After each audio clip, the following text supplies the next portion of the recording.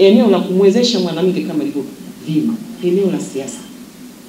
Kama mjumbe wa kamati katiba na sheria, tumepitisha sheria ambayo inatamka kwenye sheria unyanyasaji wa kijinsia kwenye uchaguzi ni kosa la kisheria. Kwa hiyo atawajibika. Tutoke kifua mbele. Atakayekutana analo. Wewe unasonga mbele. Wewe usiogope. Si ndio jamani? Ndio.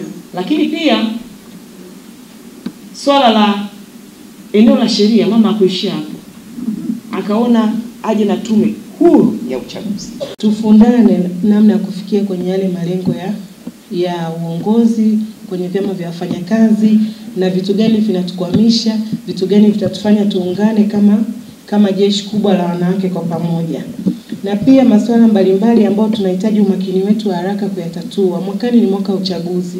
Foundation tuijenge leo hapa, tukubaliane na msimamo wa pamoja, wanawake tusimamishe majembe pale, hata ajenda zetu zifike kwa nguvu zaidi. Naona kuna vyama vimeshindwa kuja, baadhi yao ni changamoto ambazo bado makatibu wakuu hawajaona umuhimu sana wa haya makundi ya wanawake, walemavu na vijana. Kwa hivyo leo tupate fursa kamili sasa ya kusemea yale ya kwetu. Ihudumia zaidi ya wafanyakazi milioni 5.4 laki. Lakini hata katika uongozi changamoto zinaendelea.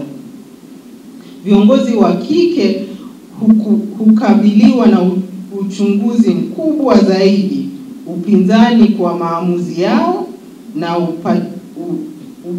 upatikanaji mdogo wa mitandao ya ushawishi.